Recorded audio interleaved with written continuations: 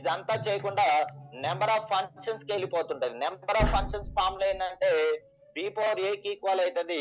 ఇక్కడ బి అంటే 3/5 కి ఈక్వల్ అవుతుంది. 3/5 వాల్యూ ఎంత అంటే 243 వస్తుంది. ఇది మొత్తం చేయకుండా నెంబర్ ఆఫ్ ఫంక్షన్స్ కి ఈక్వల్ చేస్తే సరిపోతుంది. ఎప్పుడు మొత్తం వితౌట్ కండిషన్స్, అలా ఏం కండిషన్స్ ఇకుంటే నెంబర్ ఆఫ్ టోటల్ ఫంక్షన్స్ కి ఈక్వల్ అయిపోతుంటది ప్రాబ్లం అనేది. అయితే ఇదే ప్రాబ్లం లో మీకు ఏమేమి థింగ్స్ ఉన్నాయి, 5 డిఫరెంట్ థింగ్స్ ని 3 పర్సన్స్ కి డిస్ట్రిబ్యూట్ చేయమంటాడు. పర్సన్స్ కి డిస్ట్రిబ్యూట్ చేయమంటాడు. అట్లీస్ట్ 1 థింగ్ అంటాడు. అట్లీస్ట్ 1 అండ్ అట్మోస్ట్ 2 అంటాడు. అట్మోస్ట్ 2 థింగ్స్ అంటాడు. అంటే each person get at least 1 and utmost 2 అంటాడు. ఇదే ప్రాబ్లం. 5 డిఫరెంట్ థింగ్స్ ని 3 డిఫరెంట్ పర్సన్స్ కి పంచాలా, కానీ ఇక్కడ కండిషన్స్ ఇస్తాడు.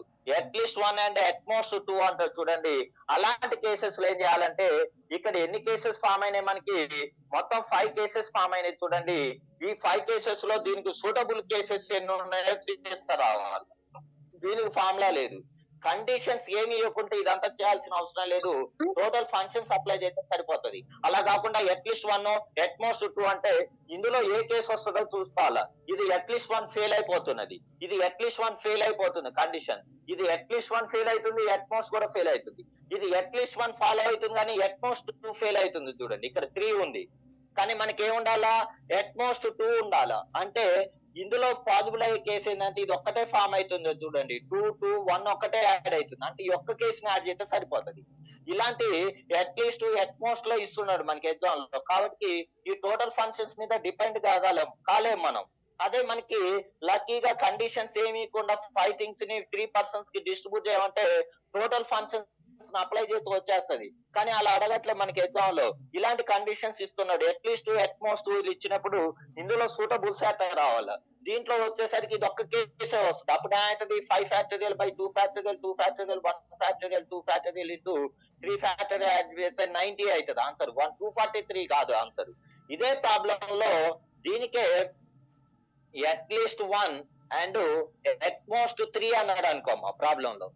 అట్మోస్ట్ 3 థింగ్స్ అన్నాడు అనుకో, each person get at least 1 and utmost 3 అన్నాడు అనుకో, అప్పుడు ఇవన్నీ రావు. ఇందులో సూటబుల్ ఏంటిదో కౌంట్ చేసుకుంటా రావాలి, చూస్ చేయాలి మనకి. ఇందులో సూటబుల్ ఏంటిది, అట్లీస్ట్ 1 అట్మోస్ట్ 1. ఇది అట్లీస్ట్ 1 ఫెయిల్ అయింది, ఇది అట్లీస్ట్ 1 ఫెయిల్ అవుతున్నది, ఇది అట్లీస్ట్ 1 ఫెయిల్ అవుతున్నది, ఇది అట్లీస్ట్ 1 ఉన్నది, అట్మోస్ట్ 3, ఇది అట్లీస్ట్ 1 ఉన్నది, అట్మోస్ట్ 3 ఉన్నది. కాబట్టి ఈ 2 కేసులను యాడ్ చేయాలి. 3 1 1 కేసు యాడ్ చేయాలా, ప్లస్ 2 2 1 కేసులను యాడ్ చేయాలి. ఈ 2 కేసులను యాడ్ చేస్తే సరిపోతుంది. ఇది 60, ఇది 90 వస్తుంది. దీన్ని చేస్తే 90 వస్తున్నది, సారీ దీన్ని చేస్తే 60 వస్తున్నది, దీన్ని చేస్తే 90 వస్తున్నది. ఈ 3 యాడ్ చేస్తే ఏమవుతుంది అంటే 150 అవుతుందా. ఈ 2 యాడ్ చేస్తే ఏమవుతుంది అంటే 150. ఎప్పుడు డిడి కేస్ అంటే, ఎప్పుడు ఈ ప్రాబ్లం డిడి కేస్ అంటే పంచయి డిఫరెంట్ గా ఉండాలా, ఇవి కూడా డిఫరెంట్ గా ఉన్నప్పుడు ఈ మొత్తం రాసుకోవటం రావాలి. కండిషన్స్ ఏమి ఉంటాయి, టోటల్ ఫంక్షన్ పోతుంది, లేకపోతే ఇవన్నీ యాడ్ చేసినా సరిపోతుంది. కానీ మనకి ఎగ్జామ్ లో అట్లీస్ట్ అట్మోస్ట్ ఇచ్చినప్పుడు ఈ 5 సూటబుల్ గా అనుకోవాలి. ఈ 5 ఎందుకు రాసిన నేను కూడా ఇంపార్టెంట్. 5-1 5-2 5-3 రాయాలా, ఎందుకంటే 3 పర్సన్స్ కి డిస్ట్రిబ్యూషన్. అదే 5 పర్సన్స్ డిస్ట్రిబ్యూషన్ చేయాలంటే 5-1 రాయాలా, 5-2 రాయాలా, 5-3 రాయాలా, 5-4 కూడా రాయాలా. 5 వరకే పంచగలం, 6 పంచలేము మనం. అప్పుడు 5-6 ఉండవు. అందుకనే ఇదే ప్రాబ్లం డిడి కేస్ అంటే గ్రూపింగ్ చేయాలా, పర్మిటేషన్ చేయాలమ్మా. ఇదే ప్రాబ్లం నేను మళ్ళీ ఇంకొక మెథడ్ చెప్తా చూడండి. దీనికే ఇంకొక ఆల్టర్నేట్ ఏంటంటే ఇక్కడ 5 లైక్ థింగ్స్ ఇస్తాడమ్మా. ఇక్కడ ఏమిస్తాడే, ఇక్కడ ఐడి కేసు అంటుంటాడు. అంటే ఐడి కేసులో 500 410 320 311 వస్తుంది, 221 వస్తుంది. ఇవన్నీ మారవమ్మా. కానీ ఇక్కడ నేనేం చెప్పా, గ్రూపులు చేయాలని చెప్పా, పర్మిటేషన్ చేయాలని చెప్పా. కానీ ఇక్కడ ఉన్నాయి ఏం థింగ్స్, లైక్ థింగ్స్. ఇంకా లైక్ థింగ్స్ గ్రూపులు చెప్పింది చూడండి. లైక్ థింగ్స్ గ్రూపులన్నీ 1 అవుతాయి అని చెప్పి చూడండి అమ్మా. గ్రూపులన్నీ 1 అవుతాయి. దీని గ్రూపింగ్ 1 అవుతుంది, దీని గ్రూపింగ్ 1 అవుతుంది, దీని గ్రూపింగ్ కూడా 1 అవుతుంది, దీని గ్రూపింగ్ 1 అవుతుంది, దీని గ్రూపింగ్ కూడా ఏమవుతుంది అంటే 1 అవుతాయి. వీటిని ఏం చేయాలంటే పర్మిటేషన్ చేయాలి. ఇక్కడ డి ఉంది చూడండి, డి ఉంటే పర్మిటేషన్స్ వస్తుంటాయి. ఇక్కడ గ్రూపింగ్ ఉన్నది, పర్మిటేషన్ ఉన్నది, ఎందుకంటే డిడి కేసెస్. ఇక్కడ ఐడి కేసెస్, ఐడి కేసెస్ లో గ్రూపింగ్స్ అన్ని 1 అవుతాయి. ఇంకా చెప్పి చూడండి అమ్మా, 10 లైక్ థింగ్స్ ఉన్నప్పుడు దీన్ని 5 3 2 చేయాలంటే గ్రూపింగ్ 1 అని చెప్పి చూడండి, సేమ్ గ్రూపింగ్స్ 1 అయిపోతాయి. కానీ ఇక్కడ డిఫరెంట్ థింగ్స్ లో గ్రూపింగ్స్ ఉంటాయి, పర్మిటేషన్స్ ఉంటాయి. ఇక్కడ గ్రూపింగ్స్ అని 1 అయితే ఇక్కడ పర్మిటేషన్ అవుతుందంటే 3 ఫ్యాక్టోరియల్ బై 2 ఫ్యాక్టోరియల్ అవుతుంది. ఇక్కడ 3 ఫ్యాక్టోరియల్ అయితే పర్మిటేషన్, ఇక్కడ 3 ఫ్యాక్టోరియల్ అవుతుంది. ఇక్కడ 3 ఫ్యాక్టోరియల్ బై 2 వస్తుందమ్మా, ఇదొక జాగ్రత్త. ఇంకాక బై 2 రాయలే, ఇక్కడ 311 కి 3 ఫ్యాక్టోరియల్ రాసా పర్మిటేషన్. కానీ ఇక్కడ 3 ఫ్యాక్టోరియల్ కి 3 ఫ్యాక్టోరియల్ బై 2 ఫ్యాక్టోరియల్ రాస్తాయి. ఎందుకు? ఇక్కడ ఉన్నది లైక్ థింగ్స్ అన్ని రెడ్ బాల్సే ఉన్నాయి, అక్కడ అన్ని ఆర్లే ఉన్నాయి, 5 కూడా ఆర్లే ఉన్నాయి. అంటే ఇది రెడ్ బాల్ అవుతుంది, ఇది కూడా రెడ్ బాల్ అవుతుంది. కాబట్టి 2 లైక్లు అవుతాయి. కానీ ఇక్కడ ఇందాక ఎందుకు లైక్లు కాలే? ఒకటి రెడ్ బాల్ అయితే ఒకటి బ్లాక్ బాల్ అవుతుంటది, ఒక రెడ్ బాల్ అయితే ఒకటి బ్లాక్ బాల్ అవుతుంది. అందుకని ఇక్కడ పర్మిటేషన్ లో 3 ఫ్యాక్టోరియల్ వచ్చింది, ఇక్కడ పర్మిటేషన్ లో 3 ఫ్యాక్టోరియల్ బై 2 ఫ్యాక్టోరియల్, ఇక్కడ పర్మిటేషన్ లో 3 factorial by 2 2s are repeated ఉంది కాబట్టి బై 2 ఫ్యాక్టోరియల్. బట్ ఇక్కడ పర్మిటేషన్ లో 3 ఫ్యాక్టోరియల్ వచ్చింది చూడండి. ఎందుకంటే డిఫరెంట్ థింగ్స్ ఉన్నప్పుడు పర్మిటేషన్ లో 2 2లు ఉన్నాయి, ఇది డిఫరెంట్ థింగ్స్ వస్తుంటాయి. ఇక్కడ లైక్ కాబట్టి దీన్ని సింప్లిఫై చేస్తే ఆన్సర్ వస్తుంది. 3 ఫ్యాక్టోరియల్ బై 2 ఫ్యాక్టోరియల్ 3, ఇదొక 6, ఇదొక 6 వస్తుంది, ఇదొక 3 వస్తుంది, ఇదొక 3 వస్తుంది. వీటన్నిటిని యాడ్ చేయండి, మనకి ఆన్సర్ వస్తుంది. ఈ మొత్తం యాడ్ చేస్తే ఆన్సర్ ఎంత వస్తుంది చూడమ్మా, 21 వస్తుంది. ఈ మొత్తం యాడ్ చేస్తే ఆన్సర్ ఎంత వస్తుంది అంటే 21 వస్తుంది. అయితే దీనికి కూడా ఒక షార్ట్ కట్ ఉన్నది, దీనికి కూడా ఒక షార్ట్ కట్ ఉన్నది. ఇది మొత్తం చేయాలంటే నెంబర్ ఆఫ్ ఫంక్షన్స్ కి పోతుంది అని చెప్పా. బట్ ఈ ప్రాబ్లం అనేది ఐడి కేస్ అనేది ఈ ఫంక్షన్ అనేది ఫంక్షన్స్ కి పోతుంటది. బట్ ఈ ప్రాబ్లం అనేది దేనికి పోతుంది అంటే నెంబర్ ఆఫ్ సొల్యూషన్స్ కి పోతుంటది. నెంబర్ ఆఫ్ సొల్యూషన్స్ ఉంటాయి చూడండి అమ్మా. మనం ఇక్కడ 3 పర్సన్స్ ఉన్నాయి కాబట్టి ఫస్ట్ పర్సన్ కి X1 ఇచ్చా, సెకండ్ పర్సన్ కి S2 ఇచ్చా, థర్డ్ పర్సన్ కి S3 ఇచ్చా. టోటల్ 5 క్యాన్స్ కావాలన్నా. ముగ్గురు ఉన్నారు, ఫస్ట్ వాడికి X1 ఇచ్చా, ఎన్ని ఇచ్చినో తెలియదు, X1 ఇచ్చా, రెండో వాడికి S2 ఇచ్చా, మూడో వాడి కాదు 5 ఉన్నాయి, n+r-1 cr-1 ఉంటుంది చూడండి. ఆ ఫార్ములా అప్లై చేస్తే వచ్చేస్తుంది. ఇక్కడ n అంటే 5, r అంటే 3, -1 3 -1 అంటే 8 అంటే 7c2 వస్తుంది. 7c2 వాల్యూ ఏమవుతుంది అంటే 21 అవుతుంది. కానీ ఇది కూడా ఎప్పుడు అప్లై చేయగలం మనం? కండిషన్స్ ఏమి ఇవ్వకుండా each person get any number of things అన్నప్పుడు సొల్యూషన్స్ అప్లై చేయొచ్చు. లేకుంటే ఈ కేసెస్ రాసి స్ప్లిటింగ్ రాసి గ్రూపింగ్ పర్మిటేషన్ చేస్తే వస్తుంటది. కానీ మనకి ఇలా అడగట్లే ప్రాబ్లం లో. ఏం అడుగుతున్నాడు? ఇక్కడ కూడా అట్లీస్ట్ 1 ఎట్మోస్ట్ అన్నప్పుడు ఈ 5 కేసెస్ లో సూటబుల్ కేసెస్ ని తీసుకోవాలి మనం. ఎన్ని సూటబుల్ ఉంటే వాటిని యాడ్ చేయాలి. ఇదే ప్రాబ్లం లో అట్లీస్ట్ 1 అన్నాడు అనుకోమ్మా, అట్లీస్ట్ 1 అంటే ఈ రెండే వస్తుంటాయి. ఈ రెండు అయితే ఆన్సర్ ఏమవుతుంది? 6 అవుతుంది. అప్పుడు విత్ జీరో సొల్యూషన్ కాకుండా నాన్ జీరో సొల్యూషన్స్ ఉంటది, n-1 cr-1 అప్లై చేయొచ్చు. ఇది ఐడి కేసెస్. చూడనమ్మా, డిడి అంటే గ్రూపింగ్ వస్తుంది, పర్మిటేషన్ వస్తుంది. ఐ అంటే గ్రూపింగ్ 1 అయితే పర్మిటేషన్ ఉంటాయి. ఎక్కడ ఐలు ఉంటే అది 1 అవుతుంది అమ్మా. డి ఉన్న కడ చేయాలా. ఫస్ట్ డి ఉంటే గ్రూపింగ్ చేయాలా, సెకండ్ డి ఉంటే పర్మిటేషన్ చేయాలా. ఇక్కడ ఫస్ట్ ఐ ఉంది కాబట్టి గ్రూపింగ్స్ 1 అయితే, ఫస్ట్ 1 ఉంటే గ్రూపింగ్ 1 అయితే, తర్వాత 1 ఉంటే ఐ 1లు అయిపోతుంటాయి. ఇది డిడి కేసు. వీటి మీద మనకి ప్రాబ్లమ్స్ ఉన్నాయి. మన 24 లో కూడా ప్రాబ్లమ్స్ ఉన్నాయి. అడ్వాన్స్ లో కూడా ఒక ప్రాబ్లం ఉన్నది. బిఫోర్ లాస్ట్ ఇయర్ లో 4 పర్సన్స్ ని 5 పర్సన్స్ ని 4 ఓటర్ రూమ్స్ లో అకామిడేట్ చేయమన్నాడు. ఈచ్ రూమ్ గెట్, ఒక్కొక్క రూమ్ లో అట్లీస్ట్ 1 అండ్ అట్మోస్ట్ 2 అన్నాడు. ఒక రూమ్ లో అట్లీస్ట్ 1 పర్సన్ పెట్టాలా, అట్మోస్ట్ 2 అన్నాడు. అప్పుడు ఇదే గ్రూపింగ్ మెథడే రాసుకోవాలా. వాటికి ఫార్ములాస్ ఉండవు. కానీ ఫార్ములాస్ ఎప్పుడు ఉన్నాయి? ఈ ఫార్ములా యూజ్ చేయొచ్చు. కానీ ఇప్పుడు కండిషన్స్ ఏమి ఇవ్వవచ్చు. Each person get any number of things, ఎవరికి ఎన్నైనా పంచు అంటే ఈ సొల్యూషన్స్ పోతుంది. ఇక్కడ కూడా 5 డిఫరెంట్ థింగ్స్ ని 3 పర్సన్స్ కి ఎవరికి ఎన్నైనా పంచమంటే నెంబర్ ఆఫ్ ఫంక్షన్స్ కి పోతుంటది.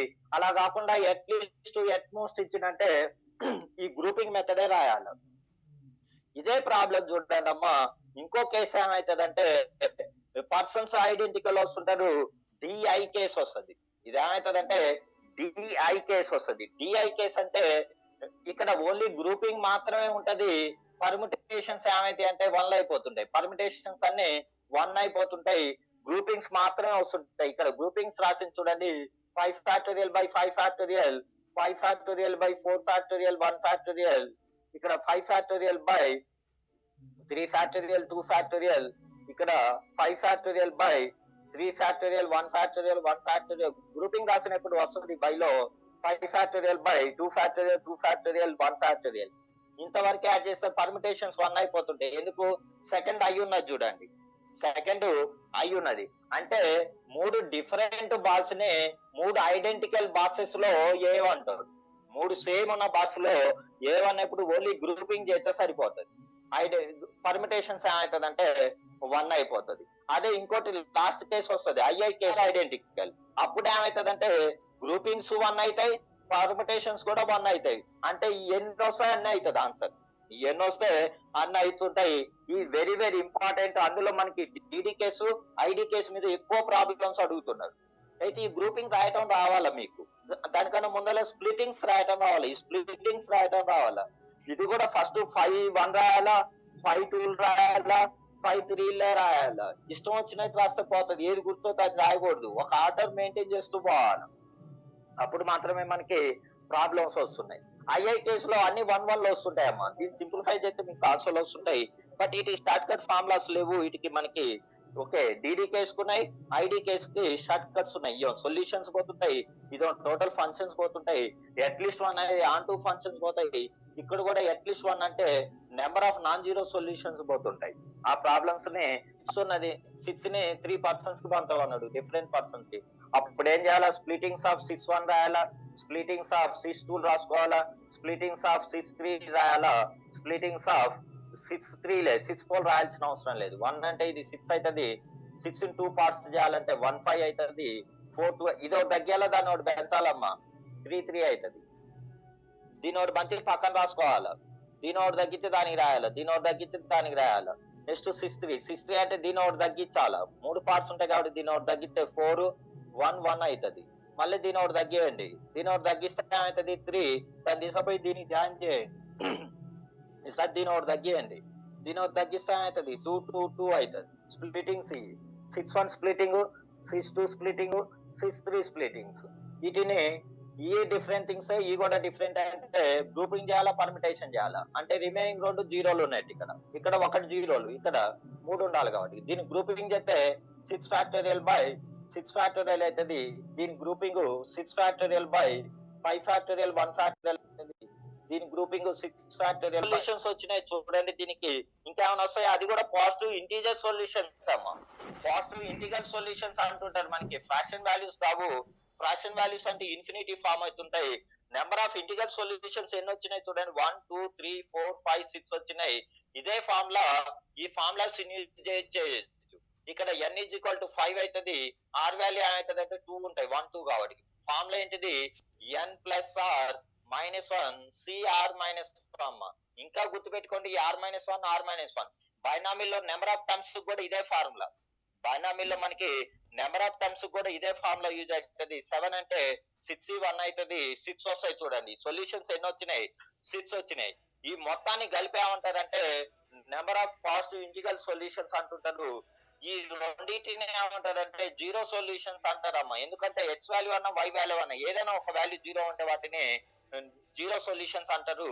ఇంతవరకు ఏమంటారంటే నాన్ జీరో సొల్యూషన్స్ అంటుంటారు. వీటిని ఏమంటారంటే నాన్ జీరో.